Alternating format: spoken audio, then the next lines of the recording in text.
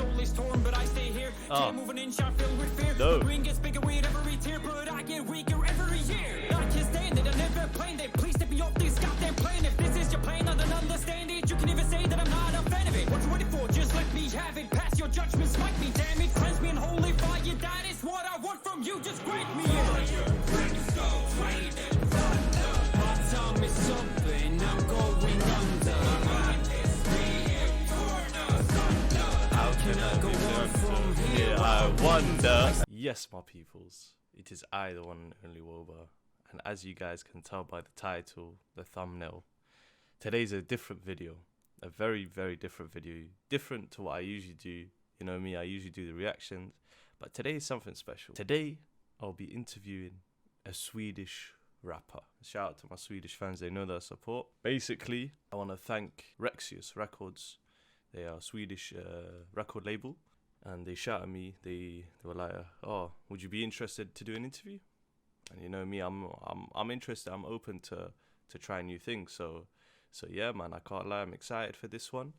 I hope you guys will enjoy this. I hope you guys will, you know, will like this one. And if you do, make sure you like this video. And if you want to see more, comment down below, man. What I should who I should interview. If any rappers want to approach me, or anyone want to approach me, feel free, man. Feel free. This could be the start of something new. So it's good to venture out.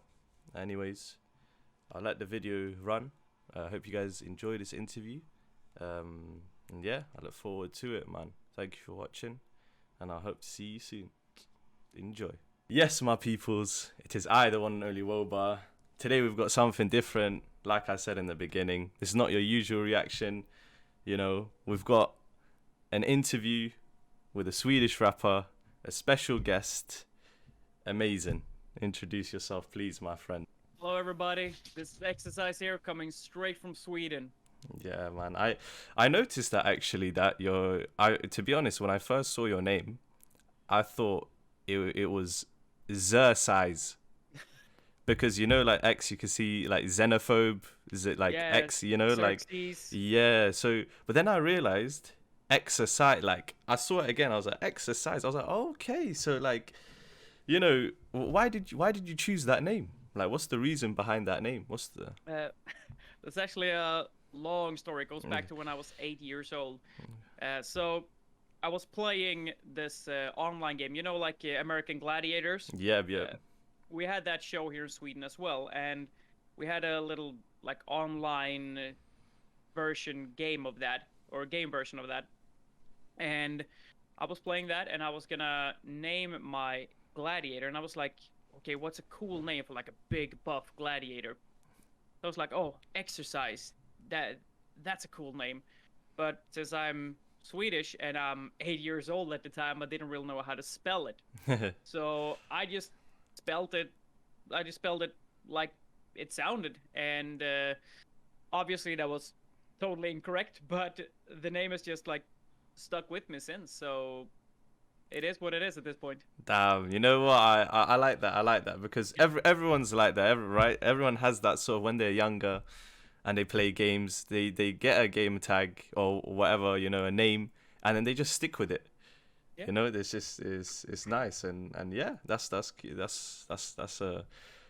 good. So you just stuck with it ever since, and yeah, nice, man, nice. It's a unique name anyway, because Xersize is spelled with the E usually. So because the X, you pronounce the X and then size, so that's unique. Yeah, man. I get a lot of people mispronouncing my name, and I do not blame them at all. It's horribly spelled at this point, but I like it. Yeah, no, of course, man. Keep that name. For those who are curious for any Swedish or even non-Swedish, what's your background? I grew up in a town called Eskilstuna. It's about an hour and a half from our capital. Mm-hmm. I lived there for 31 years. I just recently moved this year, actually, to another city. But I grew up there with my mom and dad, not living together, but they both live there. Yeah. So I spent my entire childhood and life, my 31 years Yeah. Do you enjoy your like growing up there? Do you have a good time? I had a great time growing up. Yeah. It was I mean, I wasn't really a troubled kid, but I did get into some shenanigans or some trouble when I was a kid. But Yeah. I mean, at the time, I didn't look at it like I was doing anything like bad or troubling or things like that. I had fun with my friends, and yeah, we knew that we were a little bit rowdy, but we had fun, and it was what it was, you know. That's good, man. That's good. I like to hear that, man. So, obviously, you are a rapper. Yeah. So, one thing I'm interested is what influenced you to start rapping and take it as a career path? In the beginning, it was actually the same friends I just talked about, because when I was like, I think it was 9 or something, I heard rap for the first time, and I just instantly loved it. I love the rhythm of it. I love the wordplays. I love like everything about it. And growing up, I obviously listened to a lot of rap, Yeah. and I learned the words. And I've always been this type of person that I've always listened to music ever since I was a kid. A lot of music, like a wide variety of genres. And I always used to like sing along and rap along. And I can't really sing. I can't hit a note to save my life, but I can rap on beat and make it sound good. And Yeah. I used to, like, just for the fun of it, like, write my own lyrics, and I never intended to do anything with it. And then I just freestyled some things in front of a few friends when another friend was beatboxing, and they were like, "Dude, this is good. You should like write songs." And I was like, "Well, actually, I've wrote a few down just for the fun of it." They're like, "Dude, no way!" So that's kind of how it all started, and then a lot of years later, I started recording songs, and well, that led to a few local shows, and well, just kept snowballing from there. That's amazing, man. It's amazing here. Could you remember at what I know you said you obviously you made your name Xersize at the age of 8. Could you remember what age did you actually make your first song, or yeah? Trick. Oh, I think I was like, well, the first song I ever made, I think I was like 12 in a friend of mine's basement. Damn, yeah, that's where it all started there. But it wasn't. Oh, that wasn't a good song. I'm actually partly glad that it's not saved anywhere. It was on a hard drive that got totally ruined, and I'm a little bit thankful for that, because that would not have been fun to listen to. Yeah. But then I started recording. That was just a one-off thing. But then a few years later, when I was like 15 or 16, I started actually recording songs on the regular with a friend of mine. So that's when it really really started for me. I mean, we all start somewhere, right? Absolutely. You know, when I was making videos on my channel, it was bad in the beginning, man. I had to change up a lot of things. Audio was horrible, video was horrible. So you learn as you go, you know. Literally, man. You literally. That's how it is. You can't build success overnight, right? Like no, you can't. That's true. Yeah. So I've actually listened to a few of your songs, and I'll be honest, I got a bit of goosebumps when I was hearing. I got a bit of chills because when I listened to them, I felt that it's got like a deep connection to them. It's got deep meanings behind it. I feel like, you know, maybe the average person might not seem to understand what's kind of being said, but if you've got that sort of like, not philosophical mind, but sort of that like inside of you, you know, because I could relate to some of your lyrics. So my question to you is, who is your target audience? My target audience is basically, well, honestly, it's anyone who can relate. Because when I write my songs, I don't really think about, oh, now I want to reach this person or that person, and I don't even think like, oh, I want to write about this topic or this subject. I write when I have a feeling or an emotion or a thought or like something that provokes me to write. That's when I sit down and write. And whenever I make my songs, I always the standard I try to set is, if this wasn't my song, if this was made by another artist, would this be a song I would like to listen to? And if the answer is anything but absolutely, I discontinue the song. But I I write songs mostly for me because this is what I need to do. This is therapy for me. If I'm feeling down or if I'm feeling upset or angry or if I just have thoughts that I need to get out of my head, I find it easier to put them on paper than just like thinking about them. And if I have them on paper, why not make a song about them, you know? Yeah. No, So to answer your question, like long story short, my target audience is basically just people who can relate whatever it is I'm writing about.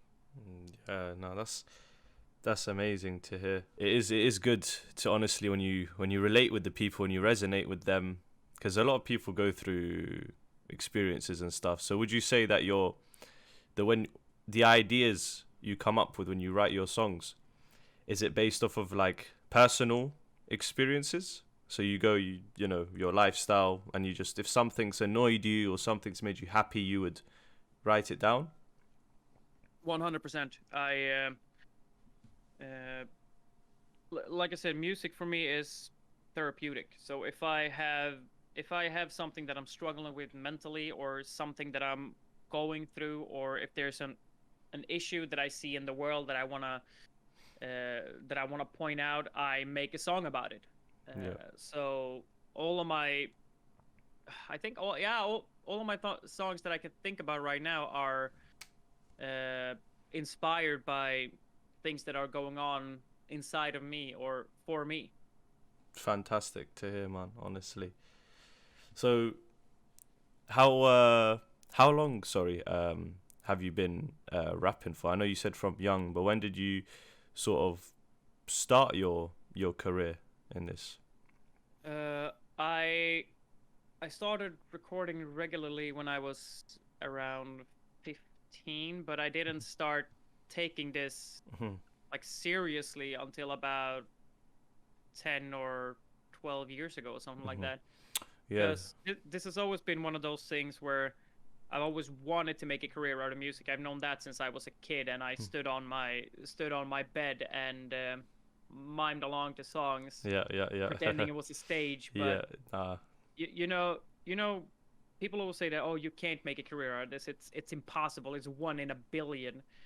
But I started taking this like seriously about 10 years ago, when I realized that to make it in the music industry today, of course, you gotta have the tenacity and the drive and all of that. Yeah. But it's not like it was 20 years ago, when you had to get signed by a label and you had to get your music into like physical stores. Now you see a lot of independent artists pop up and make a living out of this. Yep. So that's what really inspired me to like, okay, I can go for this. I might make it, I might not make it, but I know for a fact that if I don't do this, I 100% will not make it, because I'm not trying to. Yeah, of course. But if I'm trying to, at least there's a shot. Literally, man, it's you miss 100% of the shots that you don't take. Absolutely. So like you said, like, how are you gonna know if you don't try? Literally, exactly. Man. That brings me on to my next question, actually, because the music industry is so competitive, right? So how do you manage to grow your own style of rap in a competitive music industry? That is actually a good question. I think every artist, of course, gets inspired by other people. That's inevitable. But there are some people who just straight up copy others, like just copy paste. And I've always felt that is not the way to go. So what I do is, sure, I can get inspired by other artists as well, but I always try to like put my own twist to whatever I do. Like I might I might listen to a song and I'll be like, damn, this is like I can learn something from this. I can listen to a song because, I mean, a lot of people when they listen to a track, they listen to like the general feel of it, like, oh, this is a good song because I like this. I'm more like, okay, oh, this is a good song because listen to the reverb here, or oh, listen to the rhyme scheme in this portion. Mm-hmm. So what I do is I try to learn like new things. So whenever I make my next song, I can be like, oh, I remember how they did the echo with the distortion on that song. I really liked that. Maybe I could like implement that on the background vocals, or something like that. So I try to take inspiration from, well, people that inspire me in general, not necessarily only artists. Yeah. And see how I can, because I'm not trying to reinvent the wheel. I'm just trying to learn how to perfect my craft, and taking inspirations from people who know a lot more than me is just all the logical thing, I think. Yeah, perfect. So for those of you who don't know, Xersize is a bilingual rapper. So you rap in English and Swedish, right? Okay. True. So I think I mean the songs that I've heard, they were in English. Do you have songs in Swedish as well, or do you mix between Swedish and English in your songs? Or I barely actually listened to Swedish rap for the first like 20 years of my life. Okay. So I never really made any Swedish rap.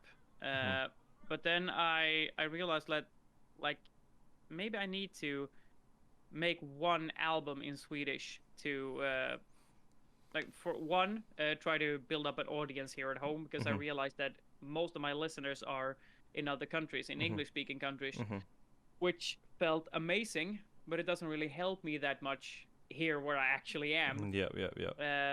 And also I viewed it as a challenge, like, okay, I don't particularly like a lot of Swedish rap, so if I'm making rap in Swedish, how can I make it, like I said before, if this wasn't my song, would I listen to it?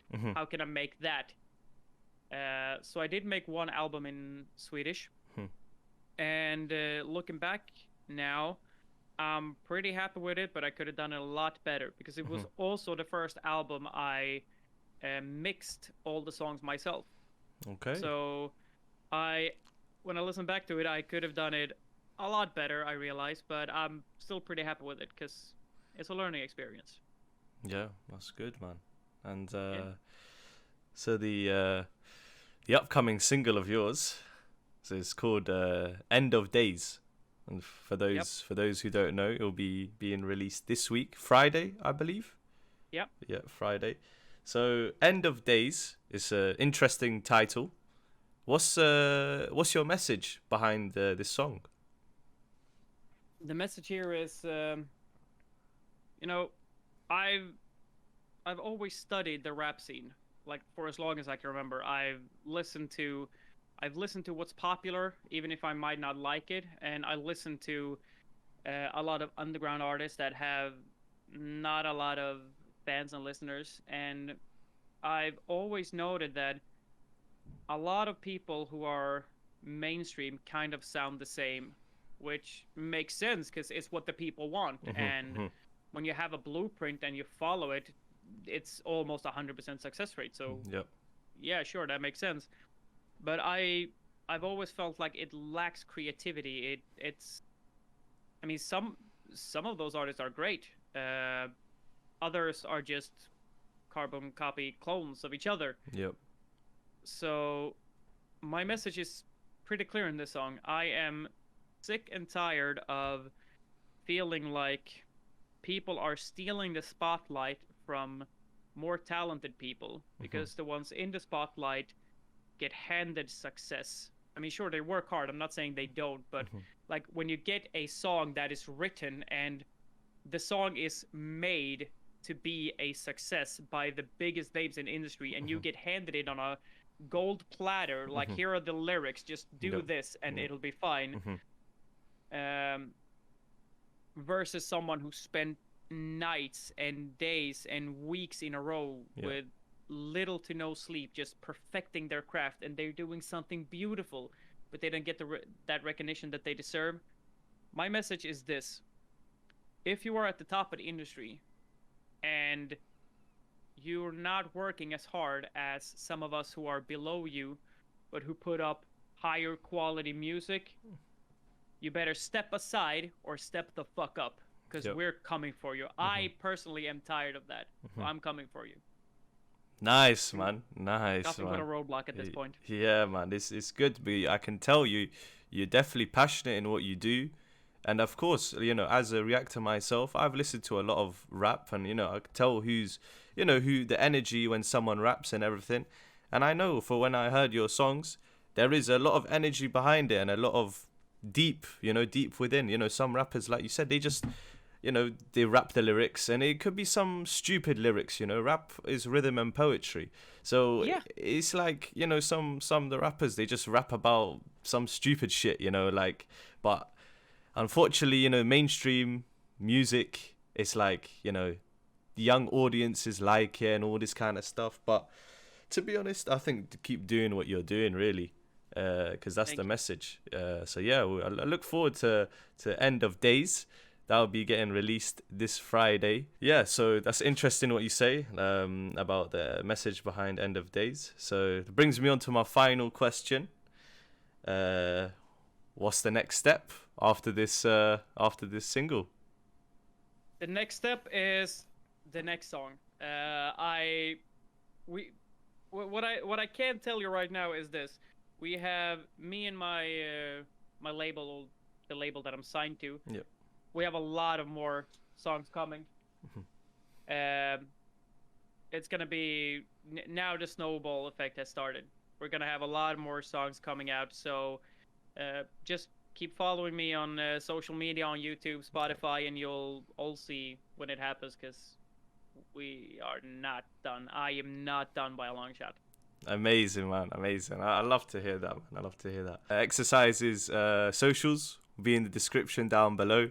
Or everything is, you have Instagram, Twitter. I don't know if you have Twitter, or any all his socials will be here.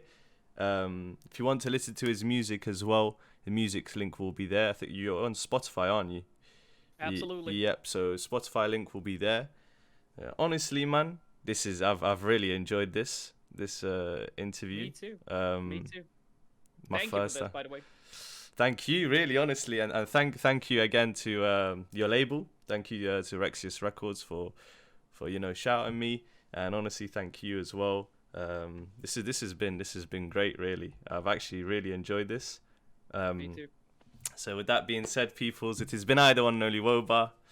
It has been Xersize. Make sure you guys take him in, man. Honestly, he's a real rapper, and I like real rappers. Realism is a big thing in this world. We have a lack of it.